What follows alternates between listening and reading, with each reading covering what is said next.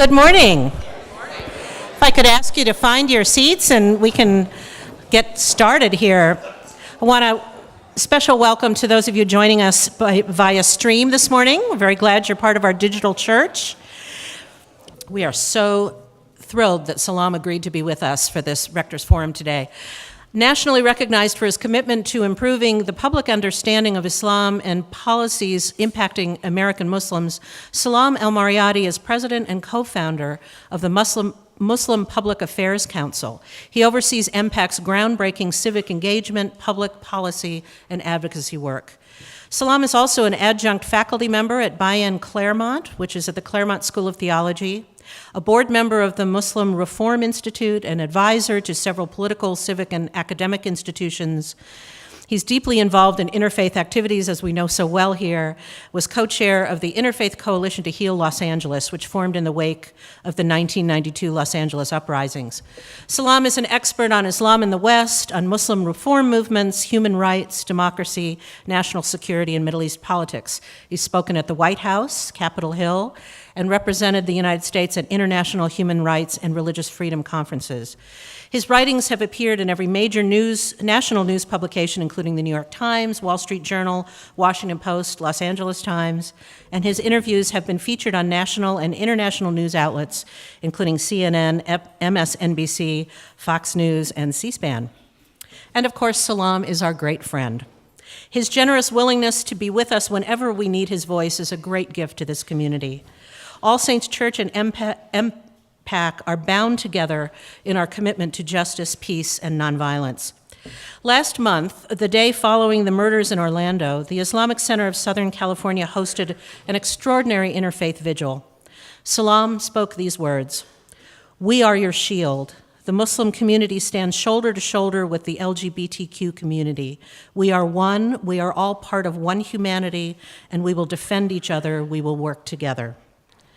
This summer, here at All Saints, we're committed to continue and expand on this historic conversation on building coalitions of love, justice, and compassion in the face of hatred, discrimination, and violence, to recognize the intersectionality of issues of discrimination based on race, gender, religion, sexual orientation, class, and culture, and how each of these discriminatory behaviors intersect with gun violence. We start all that conversation today with our friend, mentor, and one of the great leaders in this city and in the world, Salam Al-Marayati.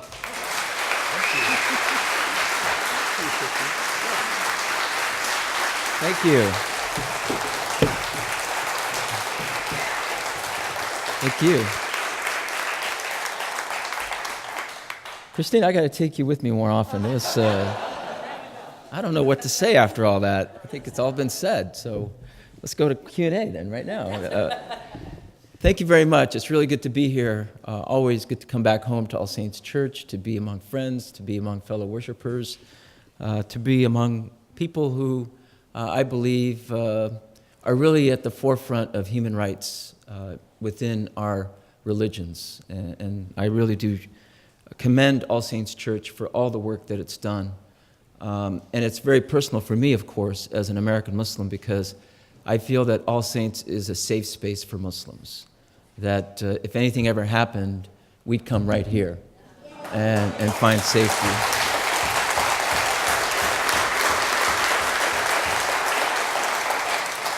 And I've learned a lot also from George Regas, from Ed Bacon, who I don't know where he is now. He says he's in Alabama, but every time I check his Facebook, he's in between somewhere.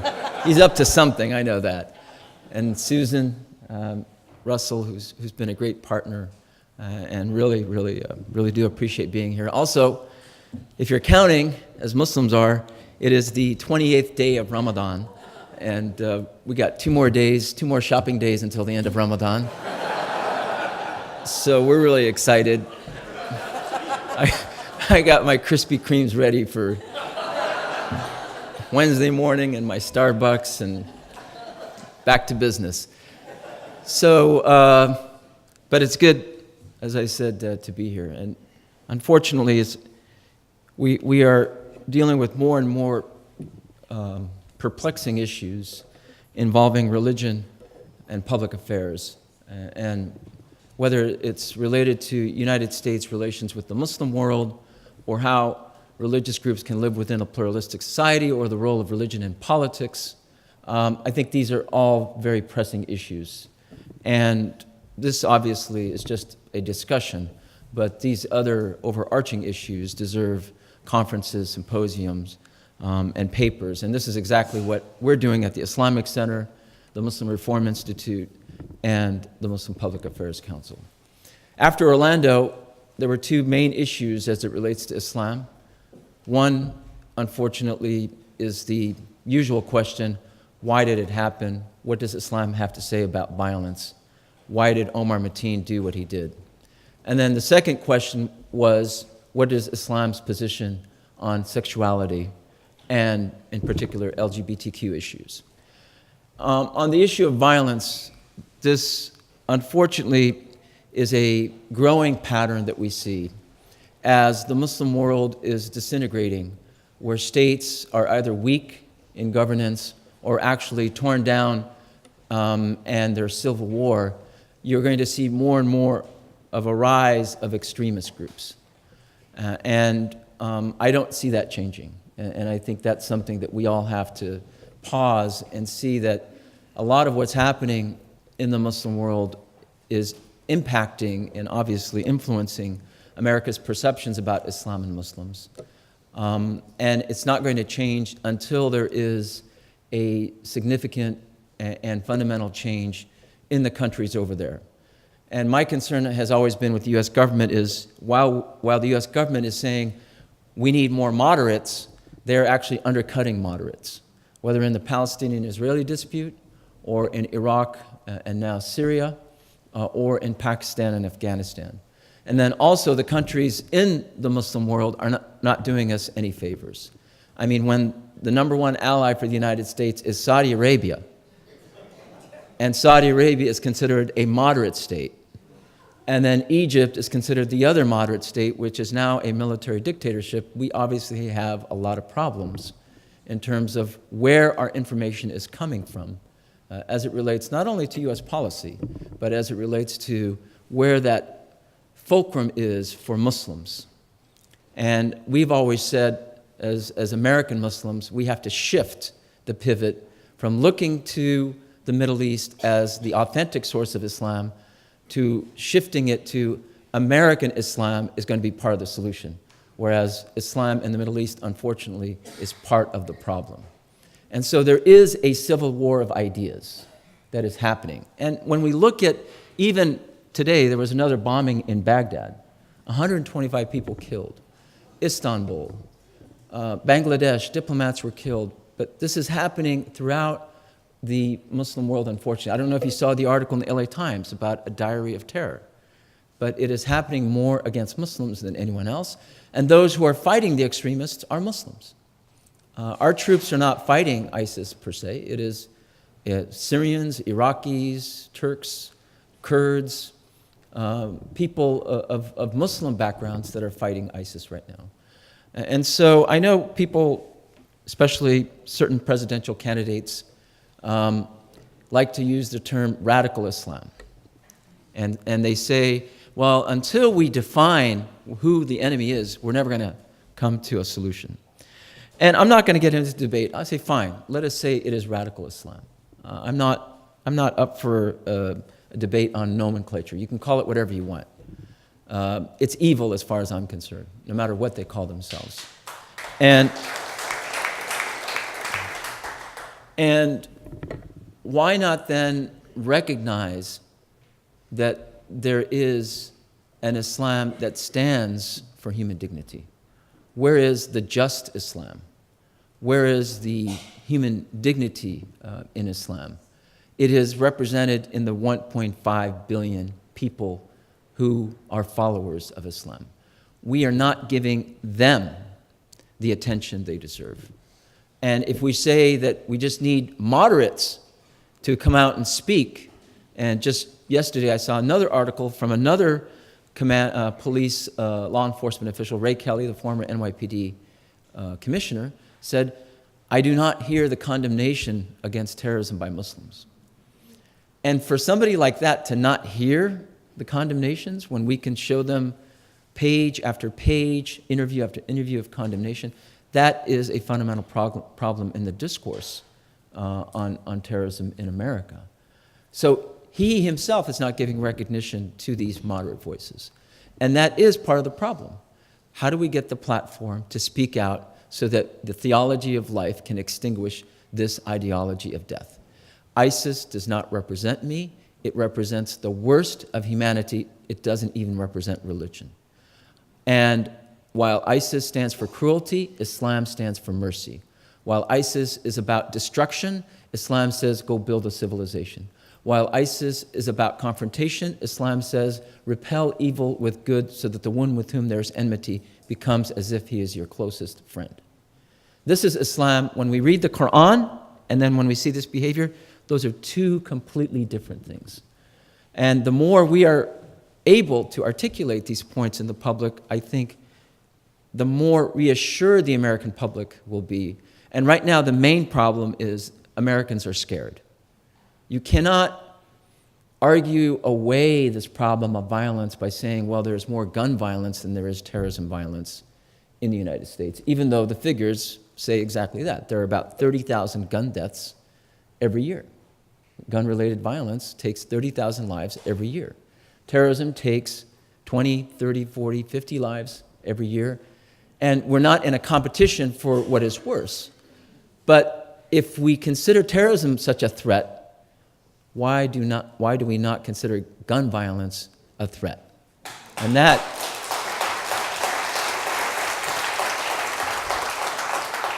and then we get into this whole issue of racialization, and it's because of so many problems and the way the West has looked towards the Muslim world. But we don't need to go there. We need to work together. And for those that want to say radical Islam is the problem, fine. But recognize that there's also human rights Islam. There is just Islam. There is the Islam that has been a part of civilization. And by the way, it is because of Islam that we developed mathematics and medicine and astronomy, that Western civilization took and advanced from that. So let us go back to our textbooks and show the truth about that. But enough of that. Now let's get on to the other topic, which is Islam's view on sexuality, which in some ways is much more difficult to present, to talk about, but it is an important conversation that we all have to have. And I have to say, I have been surprised in mosques that are now beginning to talk about this issue. It just never happened. 5 years ago, you would never heard that now mosques, imams are standing up and saying, we stand against homophobia.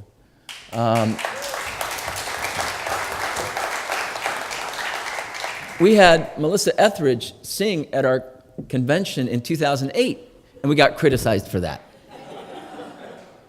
So for this progress to happen, we all have to appreciate. I really want you to understand the significant tectonic shift in the discourse within American Islam on this issue.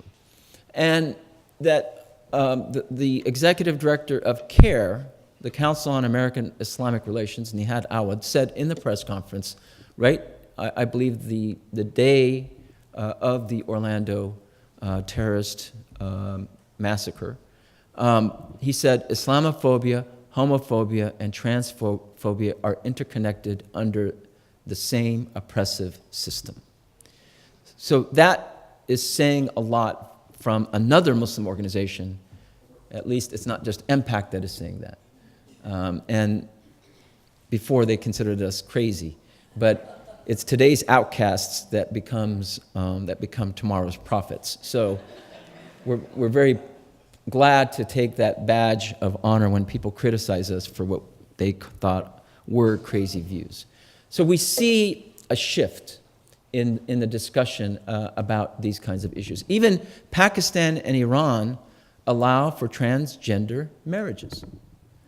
And that is an amazing statement. The LA Times, June 29th article, just a few days ago, it talks about a new religious decree by the scholars in Pakistan that say it is sinful to humiliate or insult or tease people for being transgender.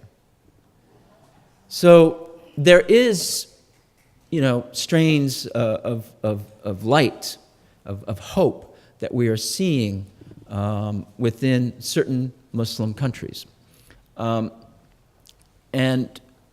I think that this is definitely progress. Now, people ask, well, what does Islamic law say about this? And Jonathan Brown, who is at the Georgetown Center for Muslim-Christian Understanding and who is a scholar at the School of Foreign Service, he is Muslim. And lo and behold, there is a person named Jonathan who is actually Muslim. You find all sorts of things here. I have a friend who's named Paul, who's Muslim, by the way, so we make fun of him all the time. So, and then again, Salam, I've been made fun over and over again. I remember in 4th grade, they go, what's your name? Salam. They go, salami. I go, yeah, ha, ha, ha, funny. Anyway.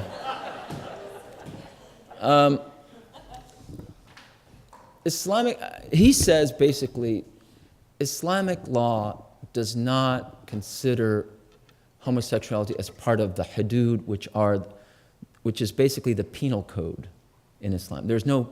He doesn't believe that there's any punishment towards homosexuality in Islam. And that it's very different from when you look in the Bible. It says in Leviticus, as you all know, when a man sleeps with a man, you kill them. In the Quran, there is no such verse. And it is left silent on that issue. Islamic law recognizes, however, that marriage is between husband and wife, and that sexual relations are only acknowledged within a marital relationship. And anything outside that marital relationship is not acknowledged or recognized. And that the marriage contract, therefore, is between husband and wife. And that has been the traditional Islamic law for centuries. But obviously, LGBT members existed back then as they exist now. And there is, as he said, there was never any punishment towards people who were of LGBT background. And what Islamic law did say, however, in terms of punishment, here are some of the examples in the Quran that talk about punishment involving sexuality. It is punishable if two people commit a sexual act in public. In other words, it is a public act. It's not done in privacy. But when two people commit an act in public, that is a lewd act that is punishable. And more interestingly, for us in this discussion, these individuals who are performing this act in public, there must be 4 witnesses that see the act, and they have to testify. Actually, it gets very graphic in terms of the penetration of the genitalia. They have to testify that before any judge at that time would consider any punishment towards that act. And as many scholars say, this is impossible. And this is actually an argument to say, don't bother with people's sexuality. And actually, it goes on further. The Quran says, if you accuse somebody then of adultery, and you cannot produce 4 witnesses, you are guilty of slander, and you will actually be punished. And this is directly out of the Quran. And when you look, it's called Surah An-Nur, Surah of the Light, chapter of the light. In that verse, it says, adultery, if you have 4 witnesses, here, the punishment's here. But if you cannot produce the 4 and you're guilty of slander, then you are punished for that. And it goes on and on about slander. And it even talks about the Prophet's wife, Aisha, who was accused of adultery. And the Quran admonishes the Muslims, how could you even think of such a thing? And it happened in an incident where she was left stranded and somebody came by, put her on the camel, walked her back to the village, and then people thought that she was a loose woman and started the gossip. So the whole chapter, in my opinion, is about slander and gossip that tears at the fabric of society. But the most important thing to me also is this underlying principle that when it comes to issues like this, it is a private matter. That the government cannot intrude on people's privacy. And Jonathan Brown pretty much says the same thing in his article, although not as eloquently as I just said it. But he's a scholar. I mean, he's just verbose when it comes to those things. It takes you so long to figure out what they're saying. But anyway, he's actually pretty good. In his article, The Sharia, Islamic Law, Homosexuality and Safeguarding Each Other's Rights in a Pluralist Society, this is what he says. As a Muslim American, I support the right of same-sex couples to have civil marriages according to U.S. law. Islam does not approve of same-sex acts, but I don't believe that the social or religious traditions of any one group should dictate what sort of contracts or unions those of other people can engage in. I want to preserve my right to have my Islamic marriage contract with my wife recognized by U.S. law, even though I know many Americans consider Islam's conception of marriage to be unpalatable. I don't see the desire of gay couples as any different. And then he goes on to say that under Islamic law, you have to allow other religions to practice their law. So if Christians in a Muslim country would serve wine or would eat pork, they are allowed to have that practice according to Islamic law. If Jews were practicing in financial transactions that required interest, they were allowed to do that under Jewish law.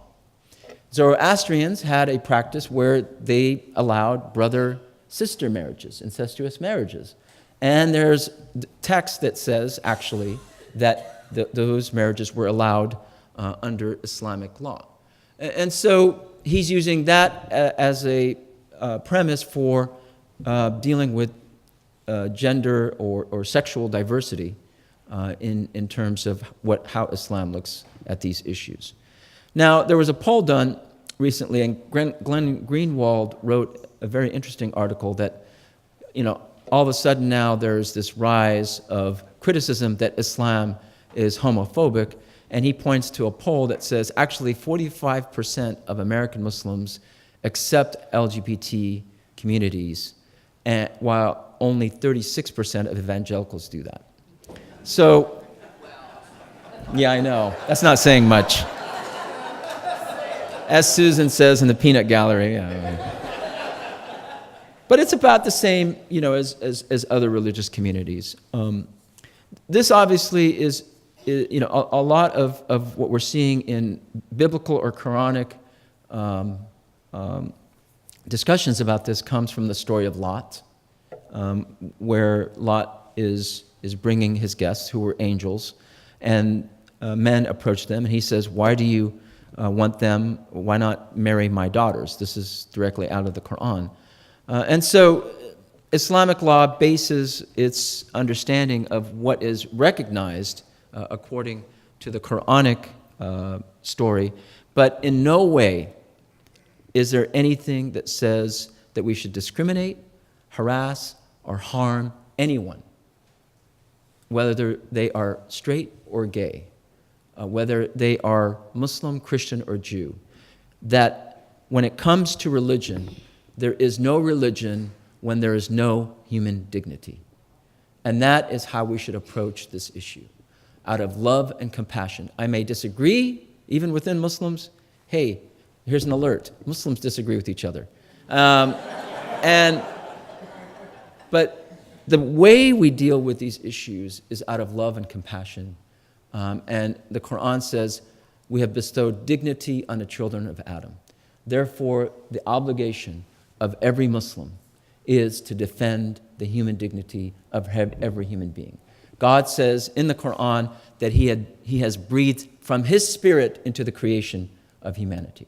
So every one of us in our tradition has that Spirit of God, which is the human spirit. And that is how we should be interacting with one another. And another thing about the penal code, I was reading this verse, and it has nothing to do with this topic, but it's very interesting. There was a practice in pre-Islamic Arabia of a man can say, "You are my mother's back." I know the Arabs were really weird with this stuff, which meant basically, I'm not going to have sex with you, but I'm not going to divorce you. So the woman could not remarry and was stuck to wither in this man's house. And the Quran came down and said, this is ridiculous. Number one, stop being stupid. They're not your mothers. And number two, you must atone for that abominable, I'm fasting, I can't say those words, that horrific act. And you must now either free a slave or fast for 2 months or feed 60 people. And this is what is called hudud. So when we say hudud, means the Islamic law, the penal code. You know, they talk about cutting off the hands and all that other stuff. This is what Islamic law is saying here. So Islamic law, to me, and to over 1 billion Muslims, is restorative justice. There is no Islamic law without restorative justice. The Quran says, we have sent revelations before you in the Torah and the Gospel and created you a balance and a criterion so that people can behave with equity. That is the purpose of religion, is to restore justice in our society. And this verse was actually in the 28th part of the Quran last night as we were reading it in the mosque, and it tells me that this is our mission in life, is to restore equity in our society. Let me just end, and then I think we're going to take some questions, with everybody. Now, I know that people are looking at mosques and Islam now in terms of LGBT issues. It has become more of an issue. Orlando did impact both Muslims and LGBT communities. And I was very reassured that right after the attack, we saw LGBT and Muslim communities come together. We did that not just at the Islamic Center in our vigil some weeks ago, but throughout the whole country. And not all churches, by the way, are like All Saints Church, that are so accepting and loving. And not all synagogues are like that. And not all mosques, therefore, are going to be like that. But we have created the space for the conversation. And even though that is an incremental shift, to me, it is a tectonic shift in terms of how, as I said before, we will see, God willing, inshallah, American Islam to be part of the solution in terms of all these problems that there is intolerance and hate and violence and carnage that we see too often. And with that, let me just end by saying that I am proud that we are together here the day before the 4th of July. Patriotism is not trying to rile up mobs against other communities. Patriotism is out of love for America. We stand for liberty and justice for all. Thank you very much.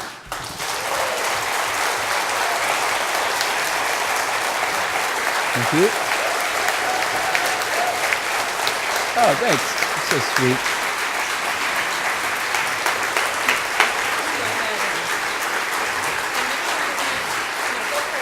Thank you. So we're going to prime the pump for the question and answers with just a couple of questions. First of all, is it too late to run you for president? Oh, no. Yes, it is. Okay. But all right. Why would I want such a lousy job when I can do this? Why would I often? wish that on a good friend? Yeah. Christina's asked me to just start to engage with a couple of questions to start out, and then we'll open it up. We'll be sure and leave time. But I have to share just a quick moment. I'm remembering it's been about 5 years ago now, we did an interfaith preaching series, and one of our preachers was Meher Hatut, of blessed memory. Yes. And there was a moment when, am I losing the mic? Go ahead. There was a moment when we came out of church, and Meher had preached a brilliant sermon, which was a lot of what we just heard from Salam, about the intersectionality of our common religions and the commitment to human dignity. And in his sermon, he said, if we could all be the best Muslims we could be and leave you alone to be the best Christians you could be and help our brothers down the street to be the best Jews they could be, we would be a better world. We could change the world if we could each take care of our own families and go out into the world proclaiming our common faith. And we walked out of All Saints Church, he was holding my arm, and across the street was a life-size Bible with a guy with a megaphone, and it said, "The Holy Bible by Jesus." I could not make this up, we have pictures. And I was, of course, mortified, and they were saying unpleasant things through a microphone. And what I said to Dr. Hatut was, I'm so embarrassed by our Christian cousins. And he patted my arm, and he said, there, my dear, our cousins are at least as crazy as yours. If not more. You worry about yours, and we'll worry about ours. So one of my opening questions for Salam today would be, number one, thank you for painting this picture of this moment we stand in, which is a paradigm shift. I honestly never thought I would stand on the steps of the Islamic Center and hear the words, "We stand with our LGBT community, we will be your shield." It wasn't that I didn't hope that was in there somewhere, but we'd not heard it. And so it's a huge shift for us. So there is a question in here, is how would you call us into action in this next days and weeks and months ahead to start building and leveraging this moment as not just a moment in time, but a paradigm shift into the future? Wow. And how much time do we have left, Susan? Well, I think we're doing it already, first of all. I think I'd like to see, for example, I'd like to see more joint statements. I'd like to see joint op-eds that carry on the conversation of what it means. I'd like to see more forums and seminars on a civil rights agenda, an agenda against gun violence, an agenda against abusing powers in the name of fighting terrorism, but also what is the best way to deal with terrorism. And in our opinion, they are community-led initiatives. And what I mean by that is, for example, Omar Mateen was handed over to the FBI by somebody in the community, and yet he got away. Nidal Hassan was under the FBI's scrutiny. He got away. Tamerlan Tsarnaev was investigated by the FBI. He got away. They get away, and then we have to deal with the consequences of more surveillance and living as a suspect community. So while we're talking about building the momentum for a more mutual acceptance for one another, I think there are some real issues that Muslims right now are still feeling under siege. And when a community is under siege, they cannot think broadly in terms of what are the larger American issues. And after the election, no matter who wins, well, hopefully one person will win, but no matter who wins, a woman will win. No matter who wins,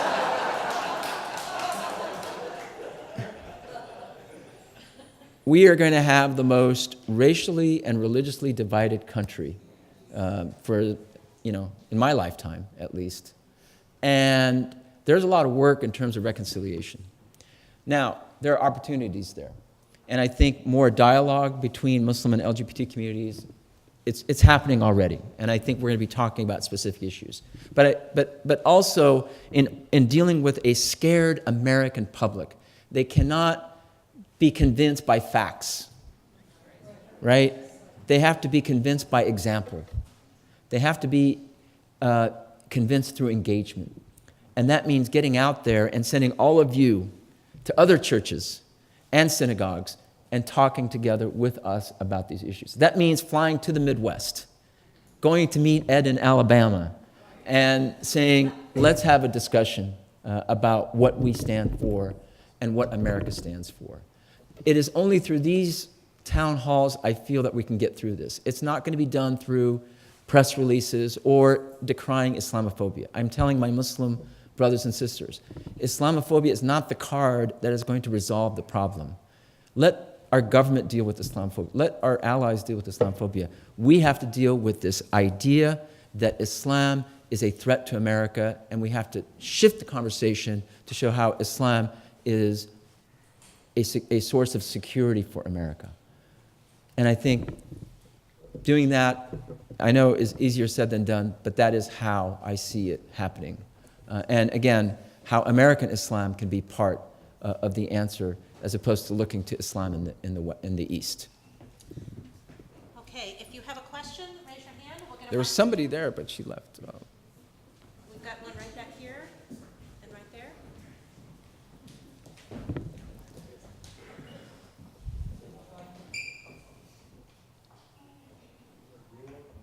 Yes.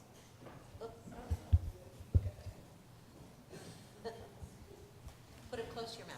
In trying to understand what you told us, you talked about Islamic law and was positive about it. Is that the same as Sharia law? And if it isn't, how is it different? So it is different. Actually, I'm glad you asked that question. You got some bright people here, let me tell you.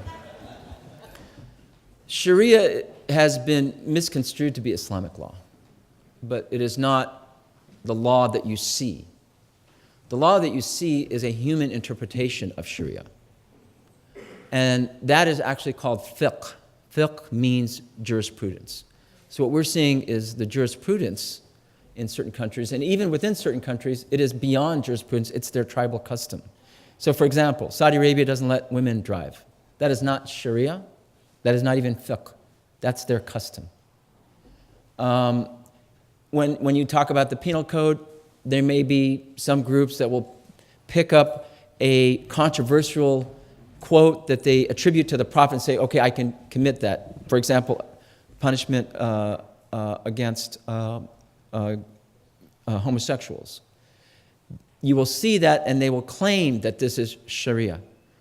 It is not Sharia simply because it is not in the Quran, and the Prophet himself did not do that. So Sharia is a word that means shara, which means road. It is the road or the path to God. In classical Islamic or Arabic terms, it means the road to the water hole, and water is the symbol for spiritual replenishment. So the Quran talks about Sharia, but actually in pluralistic terms. It says, to each of you we have made a Sharia and a way that differs. If God had willed, he would have made you into one community, but he will test you with the different circumstances. So when I said that the Sharia, or Islamic law, says that Jews can practice Jewish law, Christians can practice Christian law, it comes from that verse, that we all have different Sharias. In other words, we all have different paths to God. That's what Sharia is. And so when I pray, that's part of my Sharia. When you pray, and when you read your Bible, and when you practice Christianity, that is part of your Sharia. Fiqh is simply what a scholar is going to say, this is what my reading is based on the current time and the current circumstances and the current place. And under that, you have 5 schools of thought in Islam. The Hanbali, the Hanafi, the Ja'fari, the Maliki, and then the 5th is the Shia school, which is called the Ja'fari. And even one of them, the Shafi, has 2 books of jurisprudence. One when he was in Iraq and one when he was in Egypt. And they ask him, why do you have 2 different books? He says, because these are 2 different people. So there is a plurality of this understanding of, how we're supposed to apply these rules in our modern time. The problem has been that there has not been a major shift in understanding that in our modern era. And what you're seeing in much of the Muslim world is this kind of anti-modern movement, intolerance, and therefore hatred towards the other. And that is a different set of circumstances and problems altogether. But that is what Sharia means. And there's a difference, as I said. Sharia is what God wants. And what does God want? He wants mercy, justice, and compassion.